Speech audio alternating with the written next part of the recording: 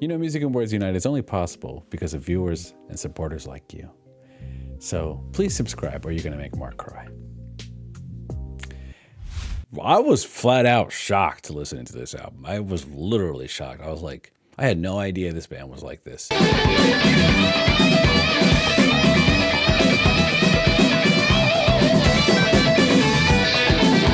Hello and welcome to another episode of Music and Words Unite. I am your co-host Troy, and with me I have my friend and co-host Mark. How you doing, Mark? What's up, fools?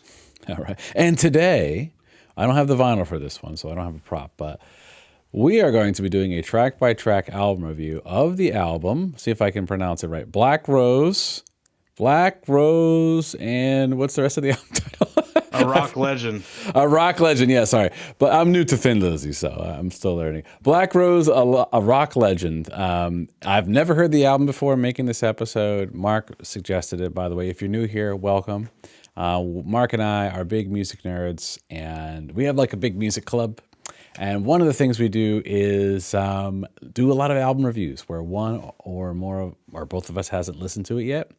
And instead of just doing a pure reaction, we go listen to it multiple times, take notes, come back, play clips, so you get to see a little bit of the reaction piece, and also do a deep dive into each track, so you get to hear, you know, what somebody thinks about it beyond just a surface level review. Hopefully that's what this is going to be. And the reason for that, and I think we should probably state this more and more, the reason for that is because we're doing this channel because we love music and we want to find music that we want to listen to for the rest of our lives, right? Not just for YouTube. Who cares about YouTube? So anyway, so if nobody watches, we'd still be doing it, right? Because when we started this, nobody was watching. So, all right. Well, enough about that. Welcome. I'm excited to get started, Mark. Why did you want me to check out this album in particular? I'm going to be honest with you. It was just like, I'm kind of just listening to a lot of Thin Lizzy right now. Okay. And I think, you know, you appreciate like virtuosic musicians, you like hard rock music, you like, you know, great guitar sound. And honestly, I don't know if there's really a band out there that has the twin guitar sound better than Thin Lizzy. Especially on this album, because this album has...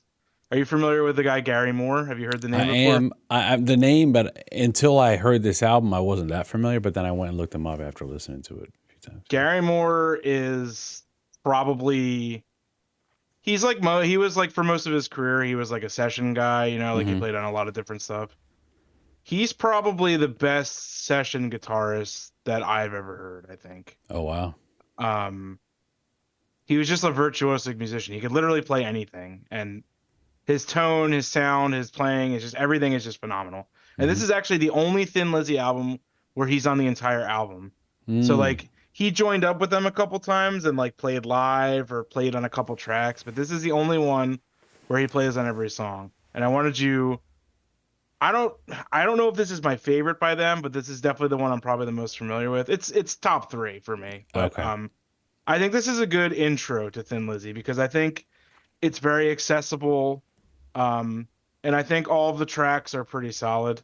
So yeah, I went with this one. I could have went with, you know, Jailbreak. It's got Boys Are Back in Town on it and Jailbreak. But I thought you would like this one, so that's why I picked it. You know what's funny, Mark, is the only Thin Lizzy I know is Boys Are Back in Town and Whiskey in the Jar. That's it. So for me, I had never heard any of these songs before listening to this album. I wasn't sure what to think, mainly because I wasn't the biggest fan of the Boys and Back in Town. Maybe I heard it just too much. I don't know. It's very, very played out, yeah. Yeah, but I gotta say, we're gonna get into the first track, which is "Do Anything You Want to Do." I was flat out shocked listening to this album. I was literally shocked. I was like, I had no idea this band was like this. So why don't we get to that? I'm going to play a clip from the first song, which is "Do Anything You Want to Do."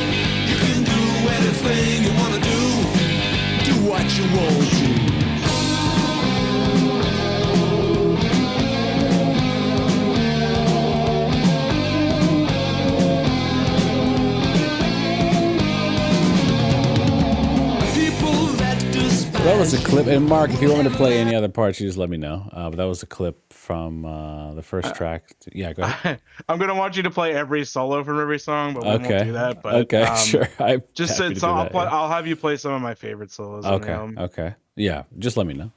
Yeah. Yeah. So, well, I will say this: when I first put this on, I'm like, a lot of things were running through my head. I was like, okay, it's kind of happy sounding, you know, Mm-hmm. but it reminded me a little bit of Iron Maiden. Yeah.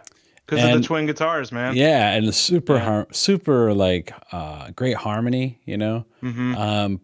But I have to say, I mean, I do like Iron Maiden, and we're gonna do an episode in the near future on Iron Maiden, probably the Live After Death album, because I've actually never listened to that. Oh man, hell yeah. But I bought the vinyl. This band also has an amazing live album too. So Okay. so if you're ever interested in that, Okay, sure.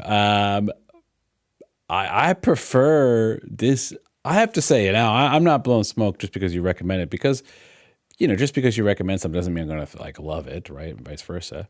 But I try to be honest. It's probably, as far as like a classic rock sound, it's the best guitar tone I've ever heard, ever. Like on a classic rock album, I was blown away. I'm like, it doesn't even sound like it's from the '70s. yeah, It sounds like a modern guitar tone, but from the '70s. I don't know what. I mean, I'll look it up later, I guess. I don't know what equipment they're using for this, but shout out to them because it sounds awesome. I believe they both guitarists play Les Pauls. So Okay, well that doesn't surprise me. As far as like amps and pedals and all that, I don't know what they're using. oh but, yeah, I don't know either. Yeah. because their guitar tone is incredible, and a lot of the tone is in the fingers. Because I got there's a cool software out there that actually John Petrucci makes, where he basically gives you his guitar tone in a digital version. Like you could just buy a plugin and sound like John Petrucci. But if I play it, it's not going to sound like John Petrucci. I can tell you that. That's what I'm saying, right? A lot of the tone is actually in the fingers and stuff, the way somebody plays the guitar. And yeah, I mean, it's first of all, that's the first thing that just jumped off the speakers and out of the headphones for me. Was the guitar tone itself. The incredible, and the guitar playing, of course, is incredible. And I had no idea the musicianship of this band was like this. Just going by listening to Boys of Town and Whiskey and Jar, I just didn't know, right? So I was like, wow. I was like, okay, Mark is recommending something for me that is legitimately something brand new to me. You know what I mean? That I really don't know. And that's the best part about doing this, is listening to something brand new that you've never heard before to virgin ears, and it's just, you're blown away. It's like the best possible feeling you could possibly have listening to music. So that's pretty much what happened to me. As far as the song itself goes, really catchy song. A lot of their stuff is kind of what it reminds me of a bit, and because we're doing another episode potentially tonight, Mark, but it actually reminds me a little bit of these guys right here on my shoulder. Where I was like, oh, it's kind of like got these really catchy verses and choruses, like both are catchy, right? The melodies are really strong, the harmonies are really strong, and the guitar harmonies, Ghost does a lot of like dual and harmonic guitar playing too in certain songs. So I was like, wow, I actually realized, oh, this probably is an influence for them. I was gonna say, if you get the chance to ask Tobias if he knows who Gary Moore is, or if he likes Thin Lizzy, I guarantee you he'll kind of just go right into it. He'll be like, oh yeah, right. Yeah, I was like, wow, okay. I was like, I kind of understand why Mark recommended this, because it's right up my alley. So yeah, as far as the song's really good. I think it's a great opening track. The lyrics are very positive, right? And while I'll say this, while on the surface it might sound, do anything you want to do. Okay, I mean, yeah, it sounds a little bit like just superficial, maybe on the surface. It's actually for me, it's a little more profound than that. There's I'm going to play a clip. I'm going to surprise you, because you surprised me. I'm going to surprise you. There's a clip that has stuck with me like ever since I saw this clip. Okay. It's actually Steve Jobs, the late Steve Jobs. And it's Steve Jobs, The Meaning of Life. Okay? Oh, okay. Or The Secret of Life. That's what he says, Secret of Life. And it has to do with this song in particular. And he didn't mention this song, but the lyrics are talking about the same thing. Okay. So this is I'm going to play this clip because you know what? Maybe if you're watching this, you might need to hear this message from Thin Lizzy and Steve Jobs. So here we go. Okay. Here we go. I know it's a long. The thing I would say is, when you grow up, you tend to get told that the world is the way it is, and your life is just to live your life inside the world, try not to bash into the walls too much, try to have a nice family life, have fun, save a little money. But life, that's a very limited life. Life can be much broader once you discover one simple fact, and that is everything around you that you call life was made up by people that were no smarter than you. And you can change it. You can influence it. You can build your own things that other people can use. And the minute that you understand that you can poke life and actually something will, if you push in, something will pop out the other side, that you can change it, you can mold it. That's maybe the most important thing, is to shake off this erroneous notion that life is there and you're just going to live in it, versus embrace it, change it, improve it, make your mark upon it. I think that's very important. And however you learn that, once you learn it, you'll want to change life and make it better, because it's kind of messed up in a lot of ways. Once you learn that, you'll never be the same again. Yeah, and I think Steve is literally talking about what this song is talking about, right? Like, Yeah. I mean, if you think about if you think about like IQs on a bell curve, right? Most people fall right within that bell curve, within maybe one standard deviation, I don't know, but they fall right within that bell curve. Like, there's very few geniuses, real geniuses in the world, right? Mm-hmm, yeah. And if you just look around, it's just a matter of believing in yourself and applying yourself for the most part to be able to make things happen. Now, sometimes you need a little bit of luck, for sure, right? But I mean, yeah. So I really related to this song. I thought the lyrics to this song, while again, it might sound to some people a little bit, just a happy-go-lucky song. It actually has a lot of meaning if you think about it, and it's just about self-belief. There's a term called self-efficacy, and it's actually there was some research done by Dr. Oh my God, I'm going to butcher his name, but hold on. Now that I'm on a roll there, self-efficacy research. Okay.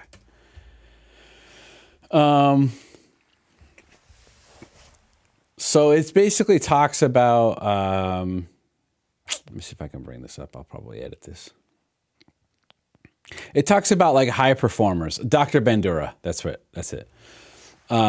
So Dr. Bandura did this research on essentially high performing people and what are the characteristics and traits for psychology. And there is a little bit of a framework for that. And one of them is self-efficacy, which is really the belief that you can actually change your own life. Like the belief that what you do actually will impact things. That's a simple way I could put it. But if you think about efficacy for a drug, right?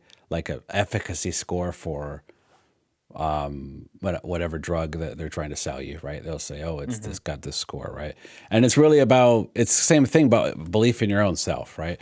And so I think there's also that, and there's also a social persuasion, which is basically like you see somebody else in the life, and you're like there's nothing. I could do that too. There's nothing special about that. Like there's a lot of it may sound simple on the surface, but the actual mental belief, like the mindset you have to actually live that, is part of this. And I think that's kind of what Steve Jobs is talking about, and maybe what this song is talking about. So I went deep into the lyrics on this one a little bit of what I'm saying. So yeah, what do you think about this song, Mark? That's a tough act to follow there, man. You had like research, a video. I mean, what am I going to even say here? You can tell I liked it. You can tell I liked it. Yeah, that's you're exceeding my expectations, which is always a good thing. Right. I think this is a great opener. I love this song. It gets me pumped, honestly. This is Thin Lizzy is one of those bands. I've talked about it before on this channel, and it's really a shame that they're going to go down in history being remembered for The Boys Are Back in Town and even Yeah. like Jailbreak. Right, Like when right. they have like, I mean, they have like 7 or 8 like really, really good albums, like Hmm. really solid albums, just like great hard rock, blues rock. I mean, Phil Lynott, dude, he was so ahead of its time, man. He was like the next coming of Hendrix, as far as I'm concerned. Hmm. Great front man, great lyricist, had an awesome voice, was just a really just solid dude. And he Hmm. was, unfortunately, he died way too soon. He died in '86 from heroin related cause of death. I think he was pneumonia was what he from actually died from.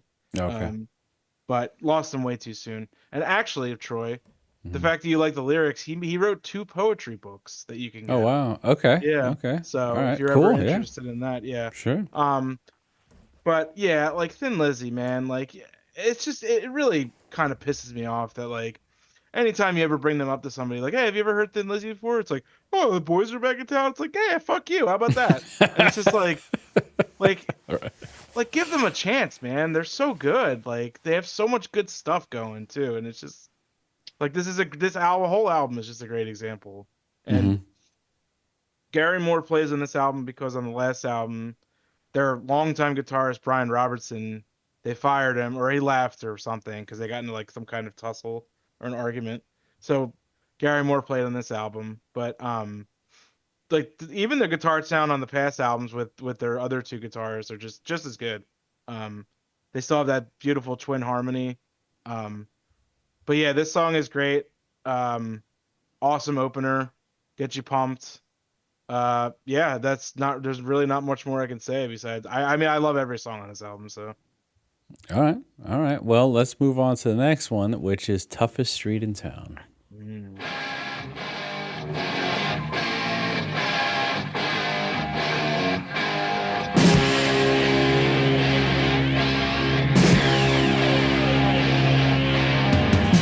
Outside the window, the neon flashes in the morning light.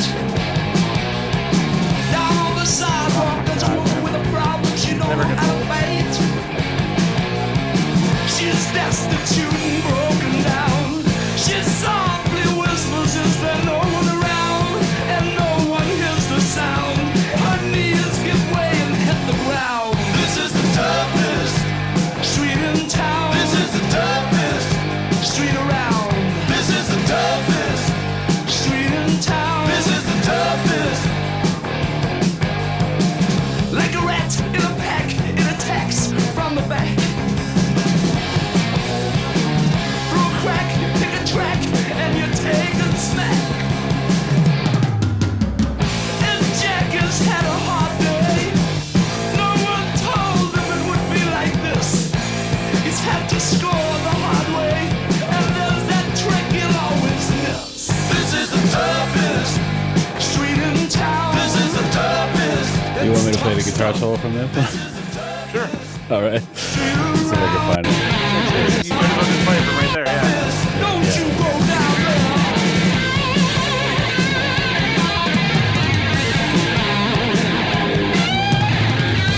This solo reminds me a lot of Balance Lights. I don't know why.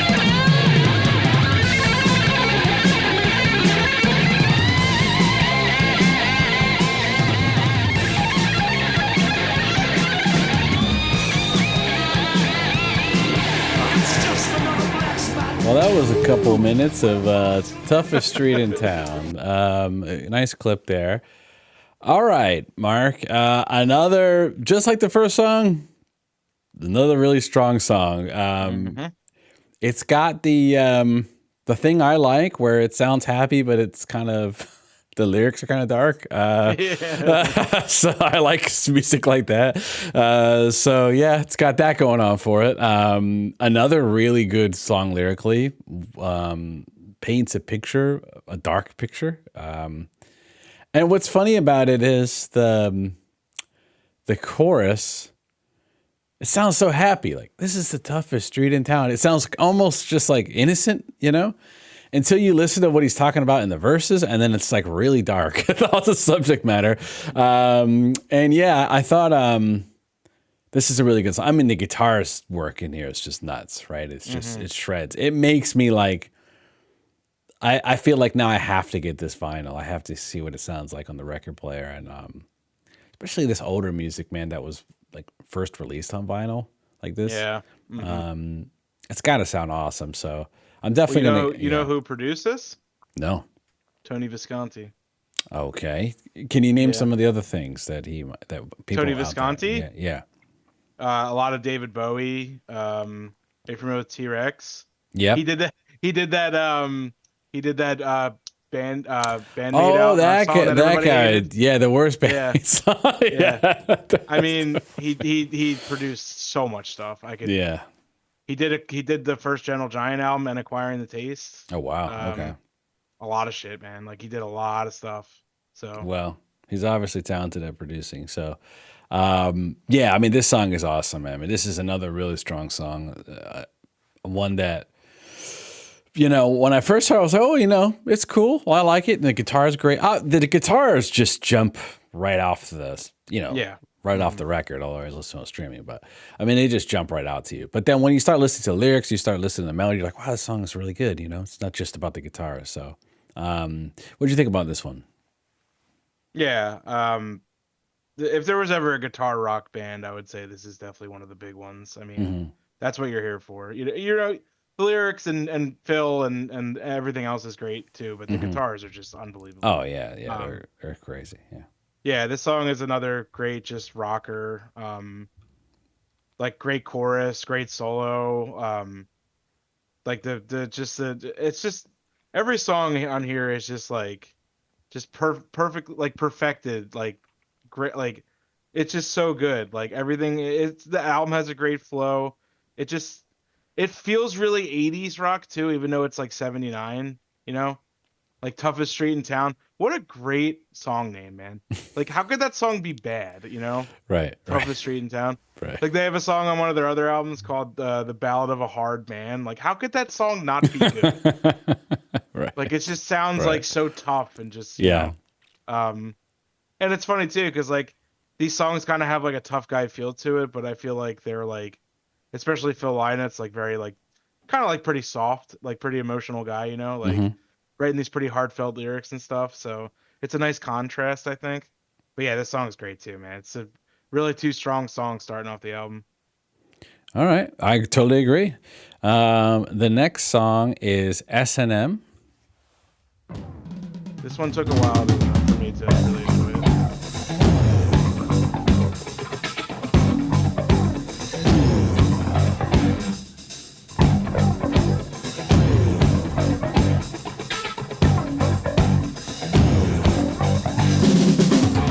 She walked out of a shady motel into the arms of a sugar daddy. She'd been having a good time. Oh, but she loved her daddy madly. She said, Daddy, what can I do? I want to spend my time making love to you. But her daddy had to run, hit and run. Now he's gone. S&M.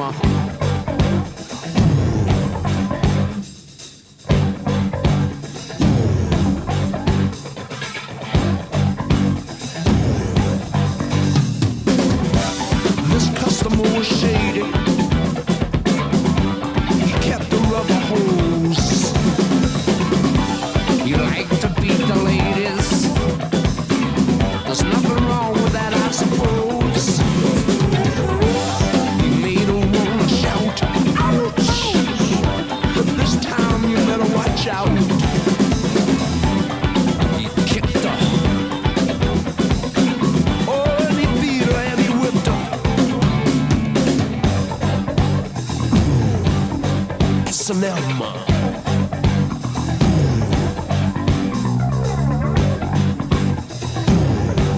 He beat her black and blue. Let's hear this song. the violence. Who said it made him tough? He just liked the violence. And she couldn't get enough, couldn't get enough.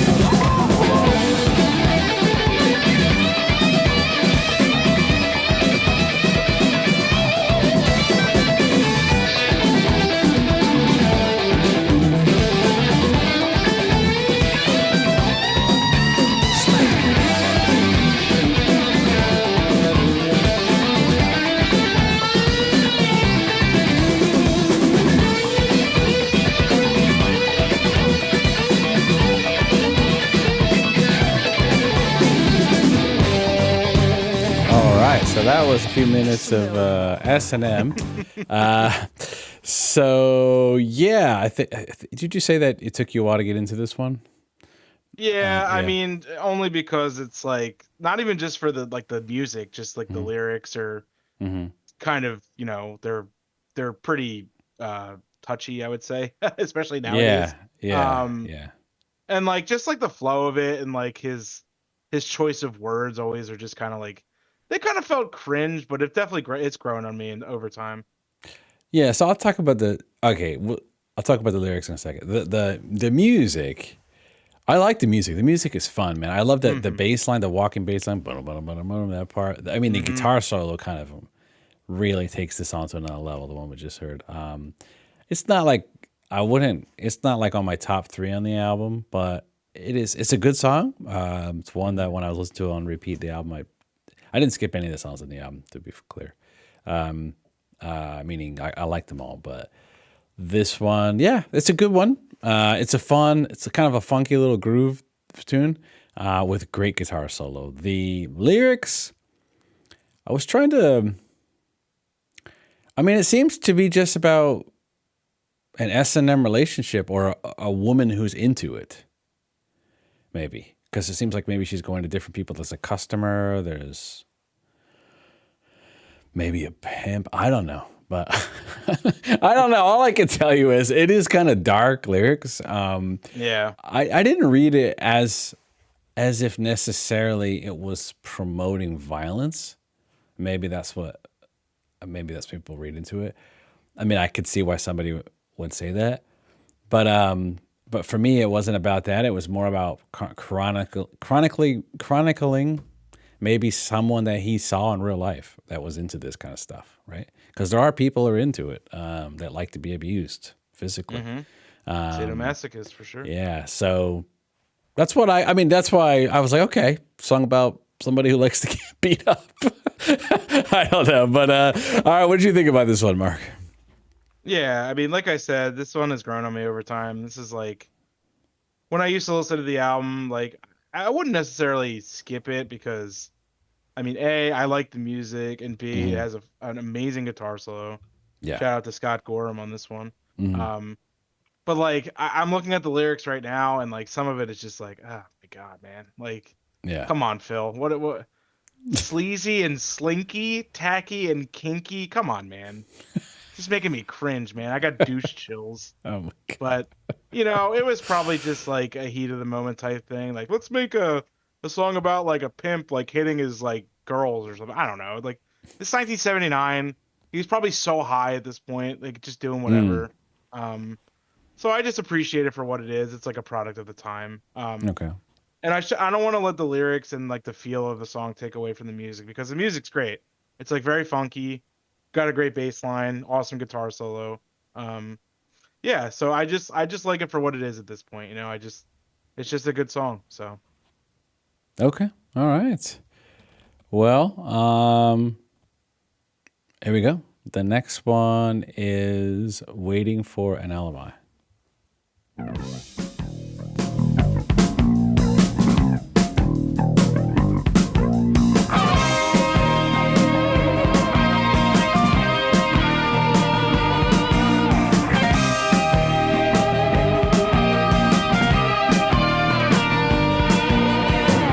Valentino got a bookie shop, and what he takes he gives for what he's got, and what he's got he says he has not stole from anyone.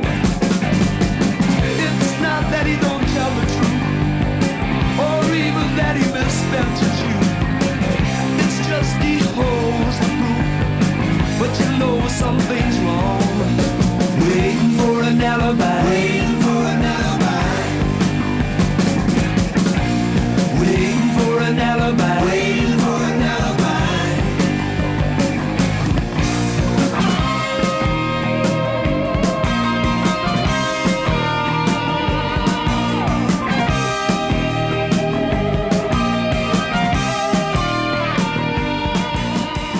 course, Mark, if you want me to play any part, you let me know. All right. Sure. So, but yeah, that was a clip though from Waiting for an Alibi. For me, this song is one of the higher tier ones on the album. This one, those guitar harmonies, man, are really, really good, really strong, catchy. And pretty much every solo on this album is incredible. Yeah. And what happened to guitar solos too, you know? Like, I know they're back, but one of the things I noticed about like this music, the guitar solos versus like a lot of modern rock metal that has guitar solos. Now there are exceptions, right? Like I obviously like Ghost guitar solos and stuff like that. But a lot of stuff is like very technically flashy to like that's the point of it. But like this stuff it's technically flashy, but it's just like it's got all this feel, it's got all this melody to it, it's got these guitar harmonies to it. I mean, it's on another level compared to a lot of other guitar playing, I would say, in rock music. And so that's what jumped out to me. You know, lyrically,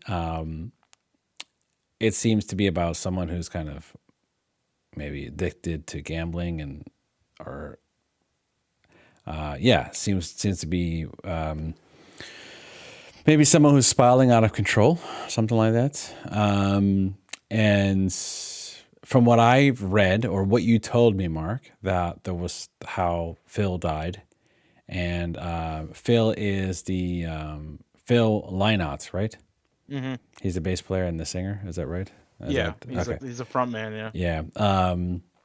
Yeah. I mean, apparently, you know, you mentioned he died basically from drugs. And Gary Moore apparently died from alcoholism. Yeah, I think he ultimately had like a heart attack, but he abused alcohol for a long time. Yeah. Well, they said that he had a heart attack, but they said his blood alcohol level was beyond what can kill a person. Oh wow. Yeah. So yeah, like the legal limit is like 0.08 or something like that, or I don't know. I was reading about it or whatever he lived. It was like 0.08, and his blood alcohol level was 0.4. So the legal limit is 0.08 or whatever. And his was 0.4. So there's a whole decimal place over. Yeah. Oh my God. Something like that. I wonder what lethal is. Oh my goodness. I think it's like 0.3 something I was reading. So it's beyond what, yeah. Woo. So, you know, you can look that up, verify what I'm saying. But I was just doing some research before recording this about that. I was like, oh, well, Gary Moore, let me learn more about him. I was like, oh, he's died. Okay, how did he die? And there's a heart attack. And then there was like another note about why he had the heart attack. It seemed to be related to alcohol potentially. Yeah. So okay. But for me, this song is a really strong song. I read it that was one of the singles on the album. Maybe the first single. I'm not sure totally, but maybe you know. But yeah, it was a good one. What did you think about this one? Yeah, I agree. It's one of the stronger ones on the album, I think. When I first heard this album, this was like one of the ones that really jumped out at me when I first heard it. Just those harmonies like on the song, just like the lead, like the harmonic leads, like the you know, just like, oh man, it's too much. And then like the solo is great. There's also a really good outro where it's kind of like a reprise of the main like riff. That's really good too. Yeah, and the lyrics are like, you know, kind of touching on like a vice. I feel like a lot of these lyrics on this album are kind of like based on Phil a little bit, because I think this was really when he really started to have a problem with heroin. And it's really kind of a shame to look back on it. Well, in one of the later tracks we'll talk about, I think it's more evident. But I think these like lyrics are kind of pointing inward a lot of the times, which is really, you know, kind of a shame. But yeah, this song is great, man. It's one of the strong ones. Not the strongest, but one of the stronger ones. So Sure. and we'll get to that. So All right. The next one is Sarah. My Sarah. Oh, okay. Is it Sarah or My Sarah? No, it's Sarah. Yeah. For some reason, Spotify says My Sarah.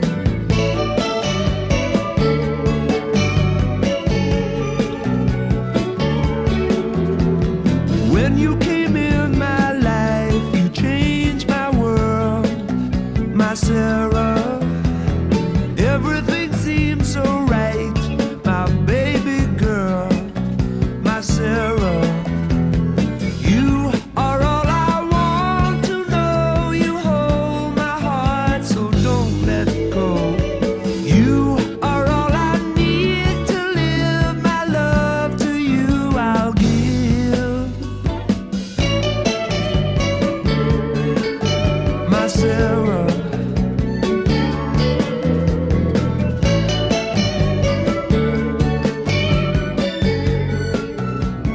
That was a clip from My Sarah or Sarah. I think it is right. I think you're right. It is My Sarah. I don't know. I'm seeing different things. So let me just verify. Spotify, it says My Sarah, right? I think on Apple Music it says that too. So we'll go with that. Okay. So YouTube is wrong. That's what I'm saying. Obviously this is the only song on the record that sounds anything like this. It's totally unique sounding on the album. It's the one like ballad, I guess. As you know, Mark, I am a fan of a good ballad. No exception to this one. I really like this song. In fact, on the first listen, I really like this song.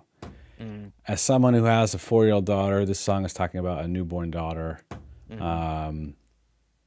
It's a beautiful song. And it's not just beautiful lyrically, but the melody is really, really nice, man. It's really nice. Again, catchy, but a beautiful melody, message.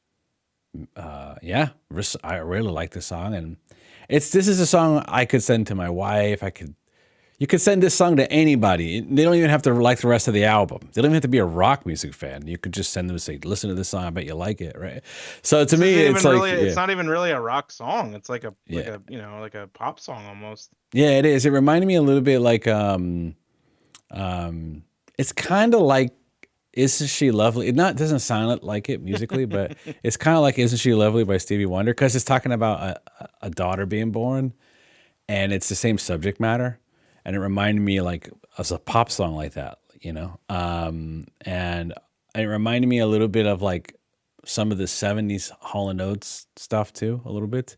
So not exactly, but had reminiscent for me in my head. So I think it's a song I really like, because I like everything I just said. I like so for me it was like, okay, yeah, it's nothing like the rest of the album, and that's totally fine to throw in a ballad which is about your daughter. So no problem. What did you think about this one, Mark? Yeah. So as a certified Mr. Ballad, which is what they call me, obviously. So this was a track when I first listened to the album, like when the first time I heard it, I was like, skip it. I don't want to hear this slow crap. Right. Like, I want to hear the rock songs, like the in-your-face rock songs. Right. And as time went on, that changed a lot, because I've really grown to like this song a lot. Okay. I think it's a beautiful song. And I think that reading about it too, I think this was meant to be for his solo album, but I kind of think that they may have needed more tracks for this album, so they just added it on, because it sounds like nothing else on the album. And it's also like, I think his solo stuff wasn't as like hard rocky as the rest of the stuff on this album, so it would have been more in line with this kind of stuff. But I don't have a daughter, unfortunately, but I can appreciate having one and sharing love with I feel his emotions on the song, is what I'm saying. Of course, yeah. It's a lovely song. It's beautiful. And nice little tidbit for you here. Huey Lewis played the harmonica on this song. I did read that. I forgot about that, but I did read that. Yeah. Of Huey Lewis in the News, which I just found out like last week. Okay, that's awesome. I was like, what the hell is going on? Huey Lewis is on a Thin Lizzy album playing harmonica? Well, there you go. There's another album we're going to talk about tonight, possibly, that has a harmonica on it too. Well, I'll leave that for a future episode. But yeah, this song is really good, man. It's a good song. I like it a lot. I've really grown to like the Thin Lizzy ballads a lot. Yeah. Or just ballads in general, really. So the next one is "Gotta Give It Up," and it's not on Marvin Gaye's song. It's this one. I've got to give it up. Probably has similar subject material though. Yeah. I've got to give it up. That's true. I've got to give it up.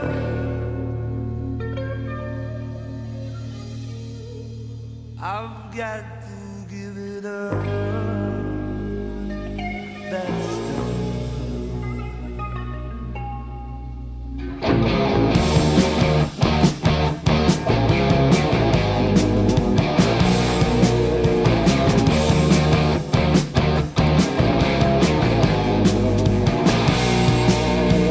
tell my mama and tell my pa that their fine young son didn't get far. He made it to the end of a battle, sitting in a sleazy bar. He tried hard, but his spirit broke.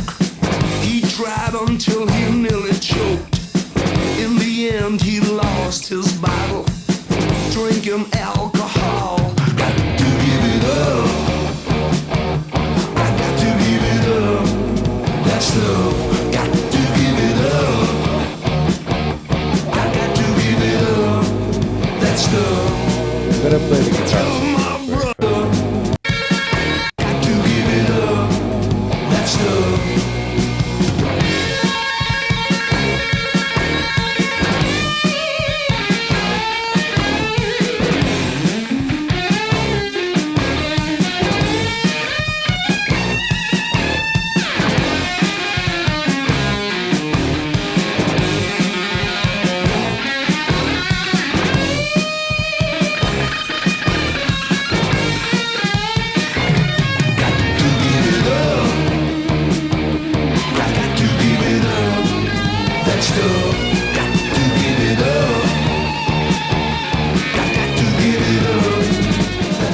All right, Mark. So that was a clip from Gotta Give It Up.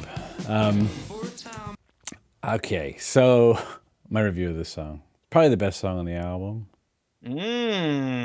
Okay. Extremely depressing song knowing that how he died. Yep. It's got the thing I like, kind of happy sounding. Depressing lyrics. All right. Great guitar playing. It's got the recipe for songs stuff that I like. Yeah, it's what jumps out to me, because I can't keep saying how the guitar playing it jumps out to me, because at this point I'm just used to it, how good it is. But when he comes in and he says, "Tell my mama and tell my pa," like the way he sings that line, he's like delivering that like from the soul. That's like you can hear the pain in his voice. He's driving it on purpose, and he's trying to let you know that, like, at first it kind of catches you off guard, like, why does he sound like that? And then when you think about it, it's like, oh, this is coming from the heart, this song, and it has a progression. Like, he's talking about alcoholism at the beginning, and then by the end he's talking about heroin, because he talks about junk. That's just a slang term for heroin. Yep. So, basically, it seems autobiographical, this song, really.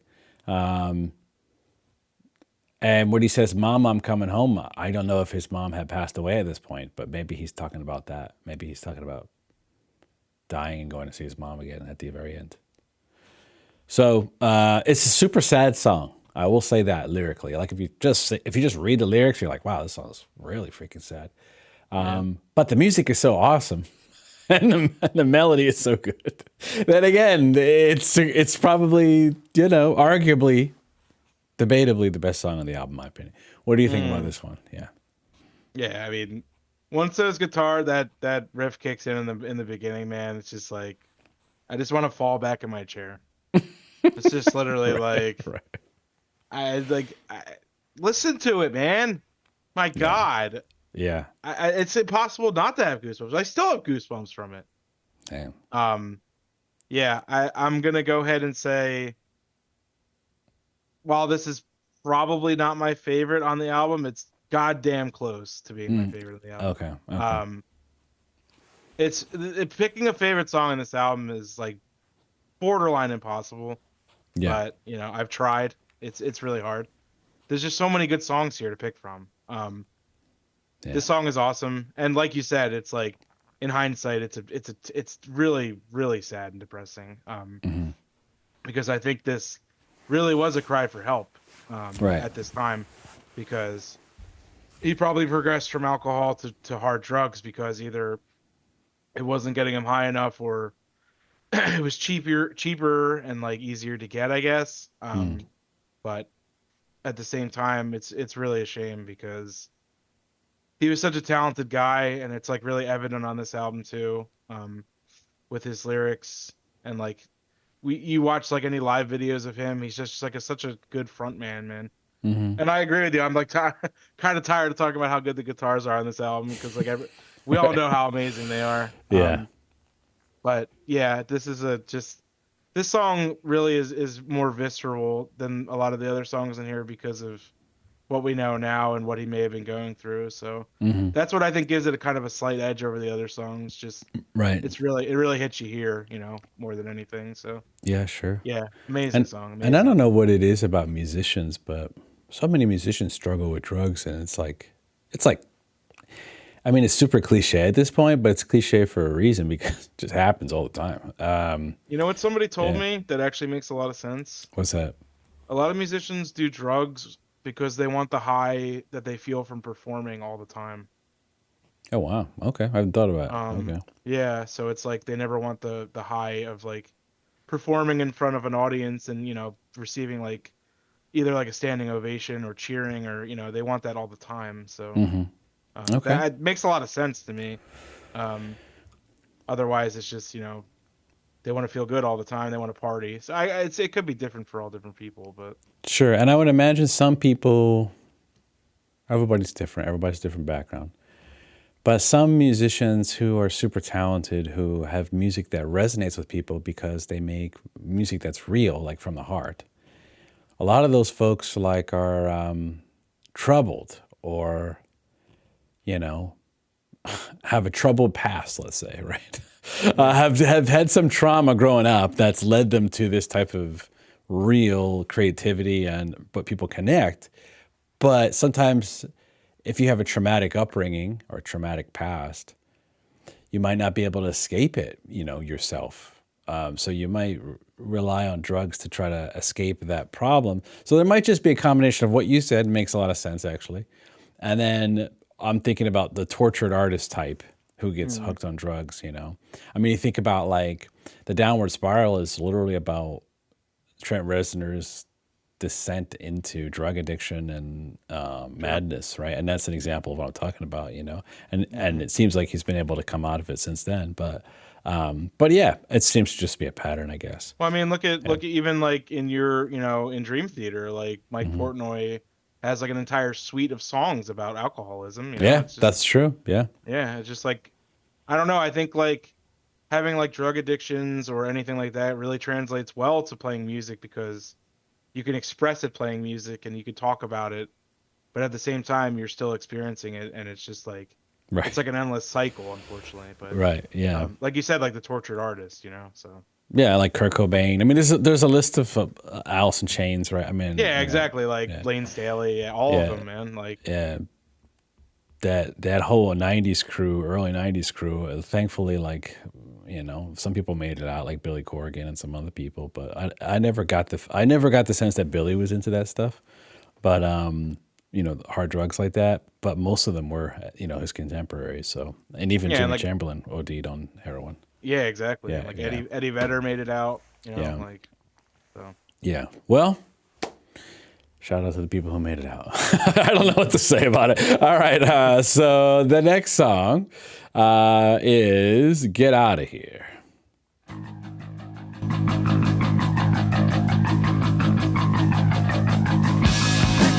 had enough, that's it, I quit. Give up, you win, I lose, you win, you choose. You stay, I'll go, you stay, I lose. I used to be a dreamer, but I realize that it's not my style at all. In fact, it becomes clearer that a dreamer doesn't stand a chance at all. Get out of here. Get out of here. Get out of here. Get out of here. Get out. Do I make myself clear?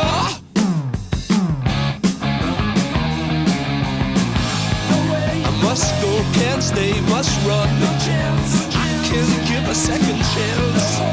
There's no hope for you now. Shall we get to the guitar solo? Sure.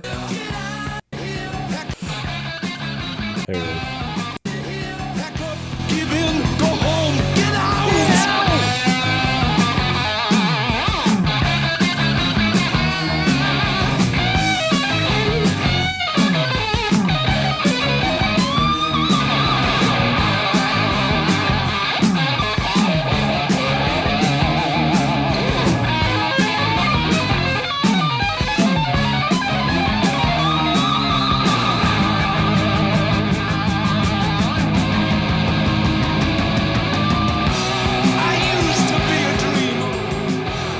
All right. Get Out of Here. That was a clip from Get Out of Here. Another really good song. I mean, this one reminded me a lot of, how should I, kind of like, it's a little bit of the Cars sound there to me. Like, I was hearing a little bit of that, maybe the Clash too. A little punky kind of sound. I really like this song, man. I like the Cars. I like all that stuff. So for me, this is a very good song. One of the better. They're all good. All the songs are good. So I'm trying to, when every song is good on the album, it's hard to even rank them really. But it's another really good song. Another song where, not the happiest of songs, right? And I think you know me by now, Mark. You just probably picked this one. It's like, okay, it's gonna be a bunch of miserable lyrics and happy sounding music. He's gonna love it. So, Exactly. But anyway, yeah, I think this song is really good, man. What do you think about this one? Yeah, I mean, it's another great song. Yeah. Just another up tempo rocker, with like chugging and great chords, and his attitude is just like great on this song. Just like. And it's got those riffs that are intertwined, man. Those just rocks your friggin' face off, man. Yeah. It's so good, man. Yeah. Super Another catchy. great solo too. I mean, God, how many times am I gonna say that? Yeah, man. Just solid track after solid track. You know what I'm saying? Mm-hmm. I do know what you're saying. Yeah, this one is really good, man. Yeah. Well, we're coming up on an hour, so we should keep going. The next one is With Love. Let's see.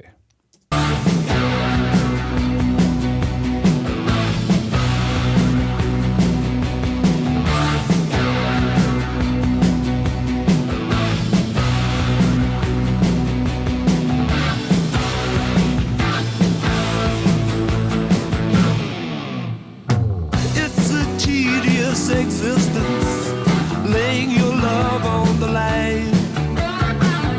Resistance is useless. She can leave at any time.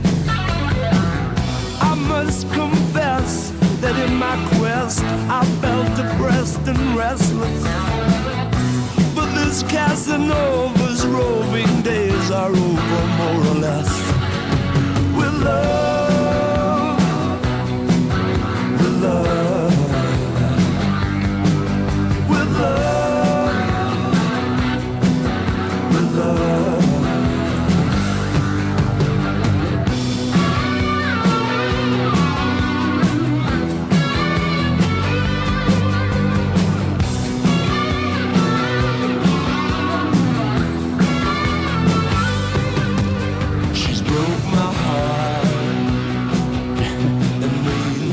You know what just reminded me a little bit, man, of lyrically. It kind of reminded me of it's not the same. I don't know why, but the album Disintegration by The Cure.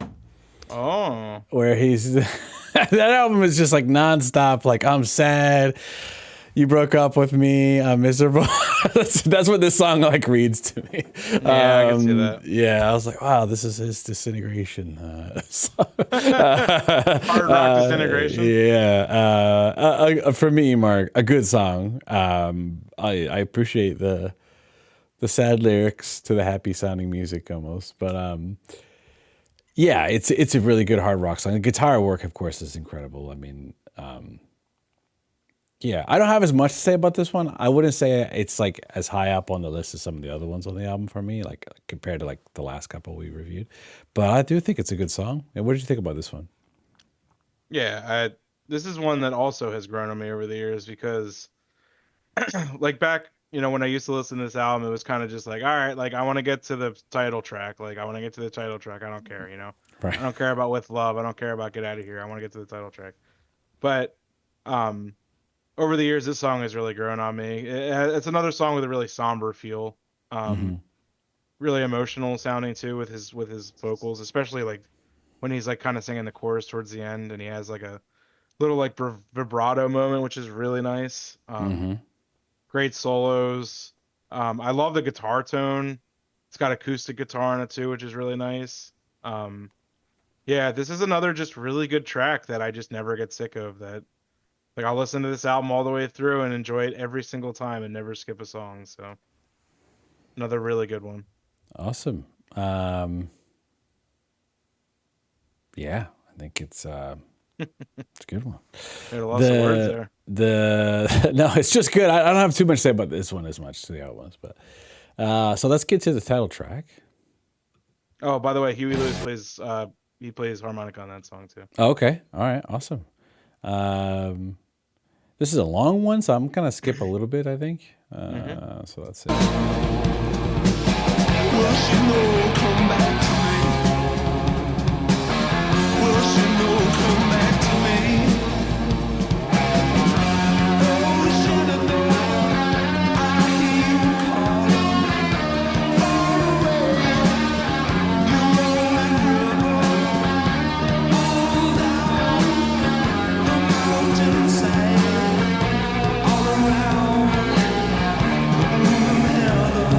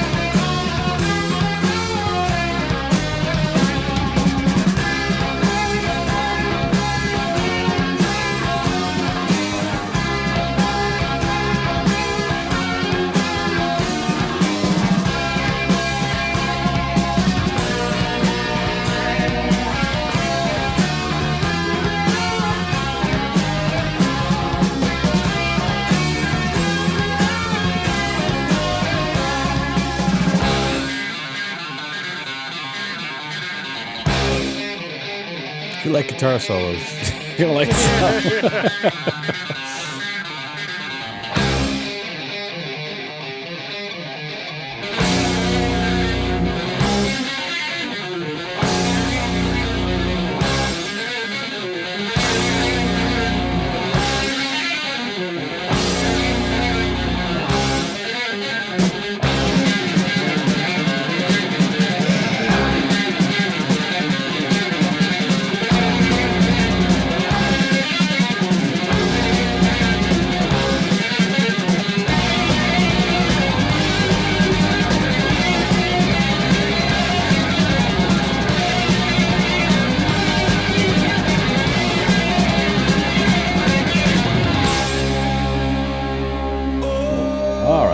was a clip from the title track.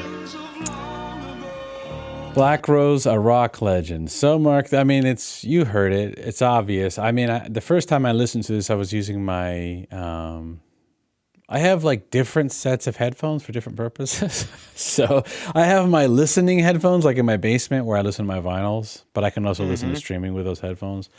They're wired. There's no wireless or anything. And I mean, this song sounds incredible, like on those headphones, the guitar tones, the harmonies.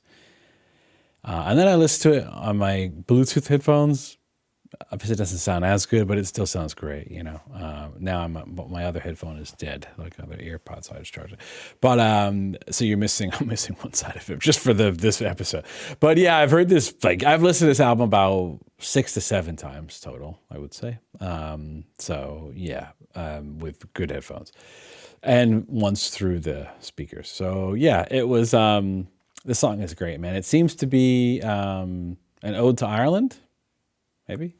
Yeah. And yeah, I think, man, it's a great song. It's got the Irish sound to it, it's got the feel to it. It's got the melodies. It's got incredible guitar playing. It even says "drinking whiskey in the jarro" in the lyrics. Yes, it does. Yes, it does. Yeah. So, Mark, I mean, obviously, this song is great. It's definitely one of the best on the album. What do you think about this? In my opinion, what do you think about this one?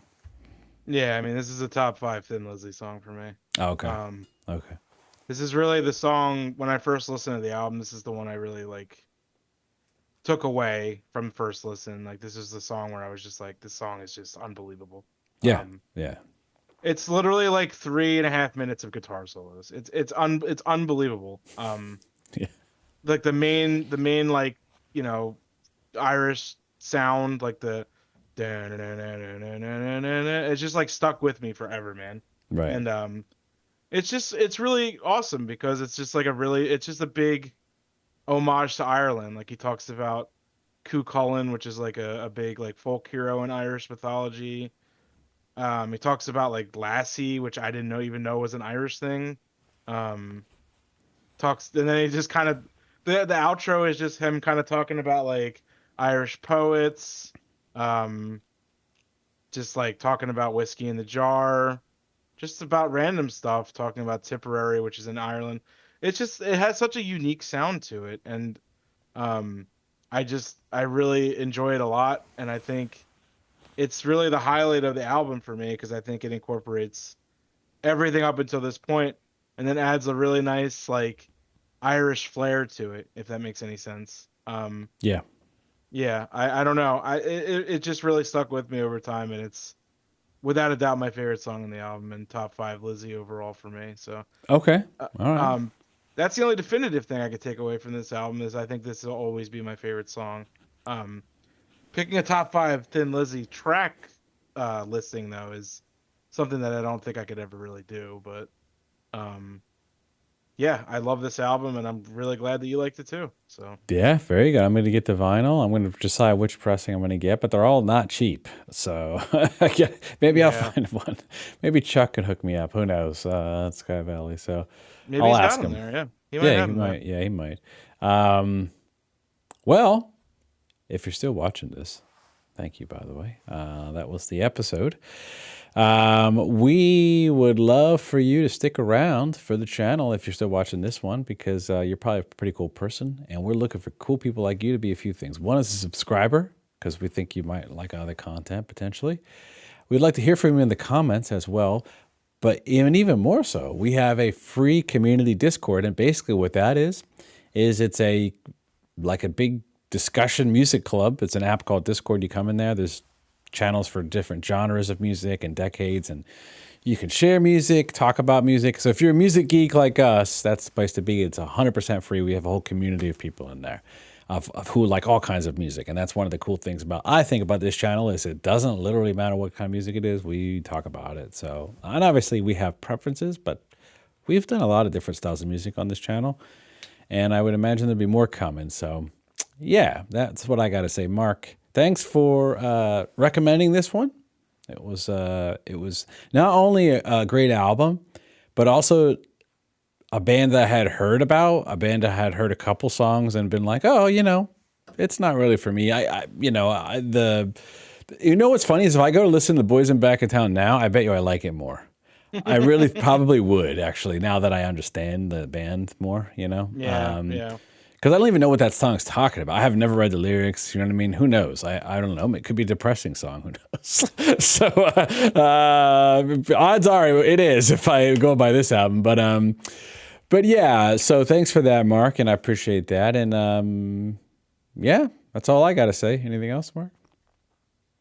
No, just I want to reiterate what I said earlier, and just I want people to realize that there's more to this band than just the Boys Are Back in Town and Jailbreak. It's just that they have, multiple great albums that are worth listening to, like we just did right here. Mm-hmm. And this is not their only good album. They have multiple great albums with a lot of great songs. So, if you watch this video, do yourself a favor. If you like hard rock, go listen to some Thin Lizzy. Oh yeah. All right. Well, until next time. Peace.